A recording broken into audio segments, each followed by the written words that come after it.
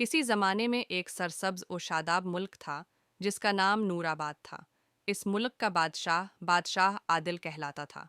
وہ نہ صرف بہادر اور عقلمند تھا بلکہ نہایت انصاف پسند اور رحم دل بھی تھا۔ اس کا کہنا تھا کہ بادشاہت کی اصل طاقت سونے کے تاج میں نہیں بلکہ رعایا کے دلوں میں ہوتی ہے۔ بادشاہ عادل اکثر بھیس بدل کر شہر کا گشت کرتا تاکہ اپنی رعایا کے حالات خود دیکھ سکے۔ ایک دن وہ بازار پہنچا تو دیکھا کہ ایک دکاندار کم تول رہا ہے۔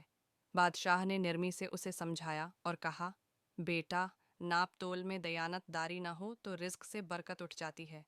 یہ سن کر دکاندار شرمندہ ہو گیا اور اپنی غلطی مان لی۔ بادشاہ بچوں سے بہت محبت کرتا تھا۔ وہ اکثر گلیوں میں بچوں کے ساتھ بیٹھ کر ان کی باتیں سنتا اور انہیں انعام دیتا۔ بچے خوشی سے اسے دیکھ کر کہتے، ہمارا بادشاہ سب سے اچھا ہے، اور یہ الفاظ سن کر بادشاہ کے چہرے پر مسکراہٹ آ جاتی۔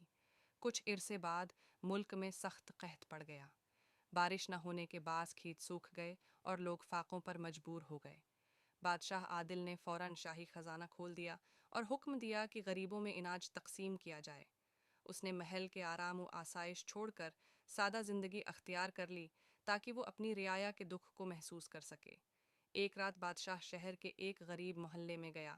وہاں اس نے ایک بوڑھی عورت کو دیکھا جو چولہے کے پاس بیٹھی رو رہی تھی۔ بادشاہ نے وجہ پوچھی تو اس نے کہا، میرے بچے بھوکے ہیں اور گھر میں صرف ایک روٹی ہے۔ یہ سن کر بادشاہ کی آنکھوں سے آنسو بہنے لگے۔ اس نے فوراً اس عورت کی مدد کی اور اس کے بچوں کے لیے مستقل مدد کا انتظام کر دیا۔ اللہ کے فضل سے کچھ ہی عرصے بعد بارشیں ہوئیں، کھیت لہلہانے لگے اور قحط ختم ہو گیا۔ رعایا نے محنت اور اتحاد سے ملک کو دوبارہ خوشحال بنا دیا۔